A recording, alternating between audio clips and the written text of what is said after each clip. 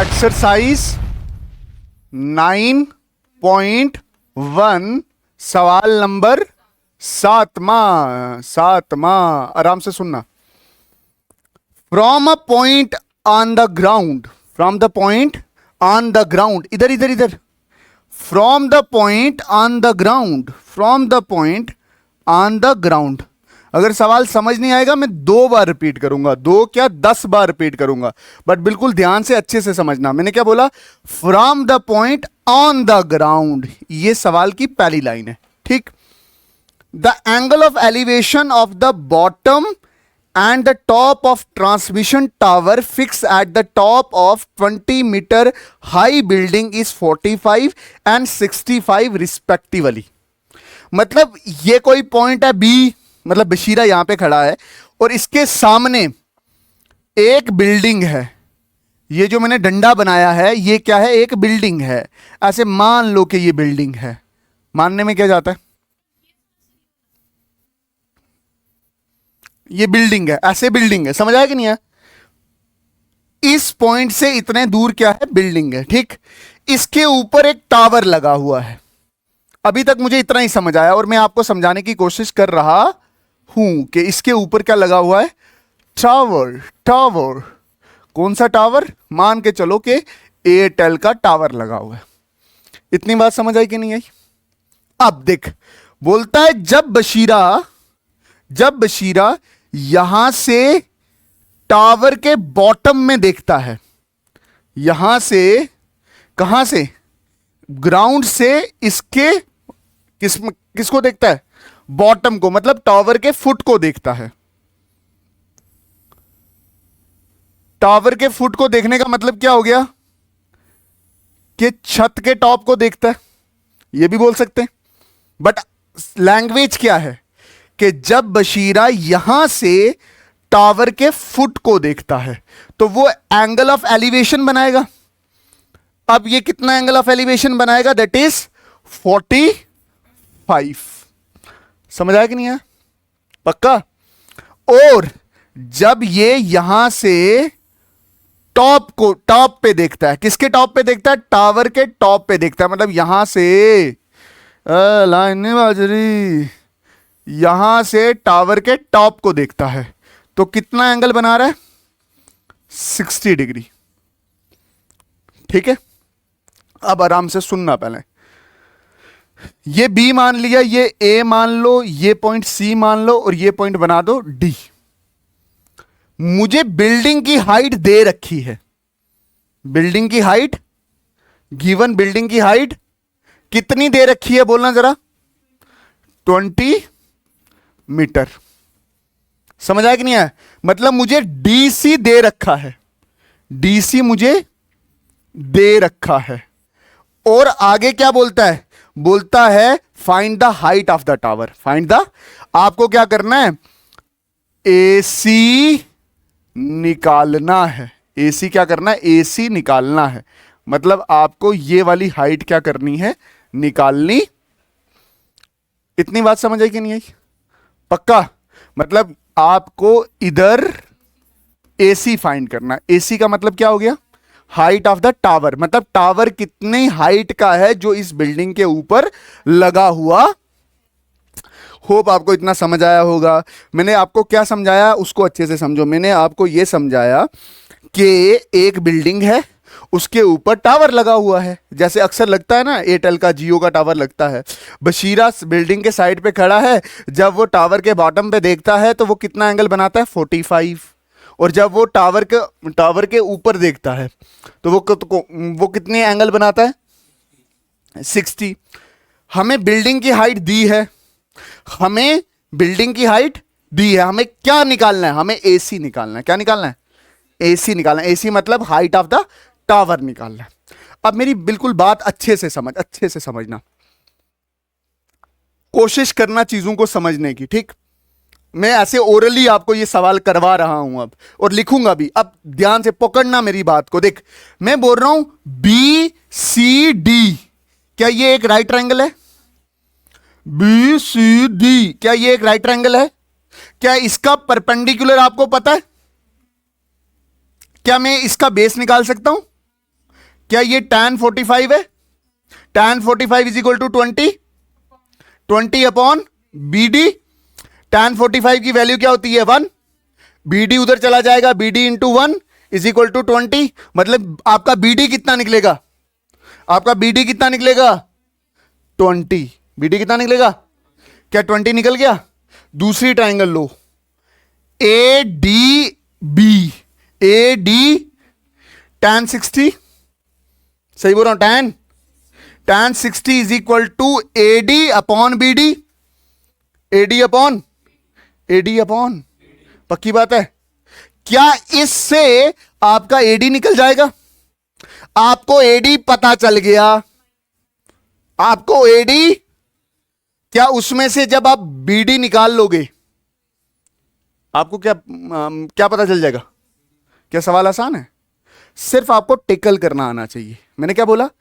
पहले छोटी triangle consider करो, BD बेस पता चल जाएगा, उसको बड़ी ट्रायंगल में लगाओ तो ये आपका AD पता चल जाएगा। समझ आया कि नहीं आया? जब AD पता चल गया उसको BD CD से माइनस कर देना, आपको हाइट ऑफ द टावर मिल जाए। पक्का? ये बात समझ आई कि नहीं आई? पक्का? दोबारा रिपीट करूं इस चीज को? कोई जरूरत? अच्छा, कुछ चीजें मैं यहां पे कंसीडर कर लेता हूं। मैं बोल रहा हूं ये जो AC है ये हाइट है और x के बराबर है, थोड़ी चीजें सिंपल हो जाएंगी, ठीक है। और जो ये CD है ये किसके बराबर है? y के बराबर है, ठीक है। और यहां से लेकर यहां तक की जो लेंथ है वो किसके बराबर है? z के बराबर है। ये आपको बाद में काम आएगा 110%। कुछ मेरी तरह कमजोर बच्चे भी हैं जिनको वो माइनस करना नहीं आता, ठीक है, उनके लिए ये मतलब अच्छा तरीका है उनको समझाने के लिए। अब क्या करना है? क्या करना है? छोटी ट्राइंगल लो, निकी ट्राइंगल, निकी ट्राइंगल, इन ट्राइंगल, अगर आप अच्छे बच्चे हो तो राइट ट्राइंगल बोल दो, इन राइट ट्राइंगल BCD, ठीक, BC। अच्छा आराम से सुनना, क्या मैं ऐसे लिख सकता हूं? क्या मैं ऐसे लिख सकता हूं? क्या मैं ऐसे लिख सकता हूं? tan 45 is equal to perpendicular upon base, लिख सकता हूं ना? अब देख, tan 45 परपेंडिकुलर क्या है आपका? परपेंडिकुलर क्या है? y है ना? इस ट्रायंगल में परपेंडिकुलर क्या है? y। बेस क्या है? BD। tan 45 कितना होता है? 1। ये कितना? y की जगह आप लिख सकते हो, क्या लिख सकते हो? Height, that is 20 metre. और BD आपका कितना निकल गया? BD को मल्टीप्लाई करो, BD into 1 is equal to 20। BD कितना निकल गया? 20। क्या आपका बेस निकल गया? क्या आपका बेस निकल गया? क्या आपका बेस निकल गया? आवाज नहीं आ रही। क्या आपका बेस निकल गया? ओके। क्या BD 20 आ गया? अब देख ये BD निकाला ही क्यों? क्योंकि आपको बड़ी ट्रायंगल में बेस पता नहीं था। बड़ी ट्रायंगल में बेस। चलो जी आगे चलते हैं और क्या निकालते हैं? बड़ी ट्रायंगल में चलते हैं। देखना, इन राइट ट्रायंगल, कौन सी? BDA,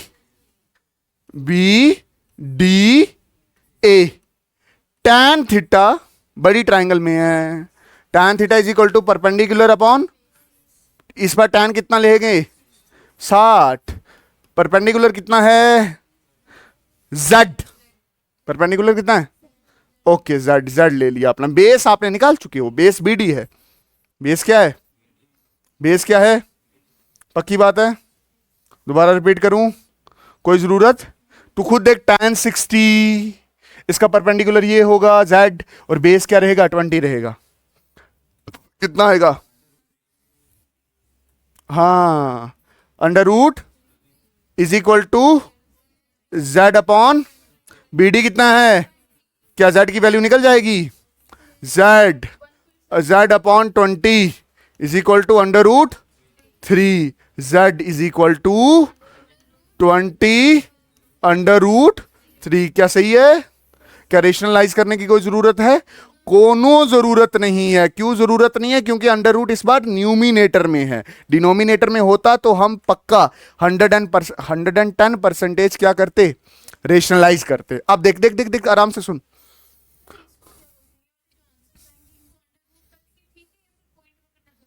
नहीं, अंडर रूट तक ही करो, डिनोमिनेटर में आया तो रेशनलाइज कर देना। अब देख सुनना, एक चीज तो मुझे पता है कि मुझे क्या निकालना है, क्या निकालना है, एक्स एक्स एक्स निकालना है, एक्स हाइट निकालनी है, मतलब एसी निकालना है, यही है ना, क्लियर। तो मुझे यह पता है कि जो z है वो किसके बराबर है, x प्लस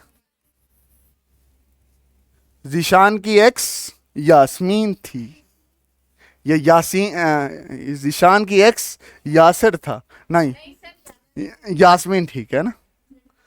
z कल आया था, अच्छा कल कल क्यों नहीं खुश हुआ? हाँ इधर z कितना है, z कितना है, 20 under root is equal to x निकालना है, x निकालना है, प्लस यास्मीन कितनी है, कितना है 20।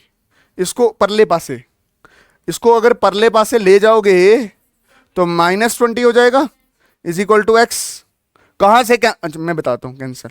आप देख ध्यान से, इससे कॉमन लेंगे, मतलब इसको ऐसे लिख सकते हैं, x is equal to 20 under root 3 -20, x is equal to 20 common है, ब्रैकेट स्टार्ट अंडर रूट 3 -1, यही आपका आंसर है। टावर की हाइट इतनी होगी। अगर ज्यादा ही आपको दिमाग में है कि एग्जैक्ट वैल्यू निकालनी है तो अंडर रूट 3 की वैल्यू होगी 1.7, उसको माइनस करना 1 के साथ, आंसर आएगा 0.7, 0.7 को 20 के साथ मल्टीप्लाई कर देना, ठीक है, तो 14 आंसर आ जाएगा, यहीं तक, ठीक है, ओके, पक्की बात है। कोई भी डाउट होगा पूछ लेना, ठीक है। मिलते हैं किसी और नई वीडियो में, तब तक के लिए अल्लाह हाफिज, अल्लाह रखा, शुभ रात्रि, जय हिंद। अगला क्वेश्चन आपको नेक्स्ट वीडियो में मिलेगा, ओके।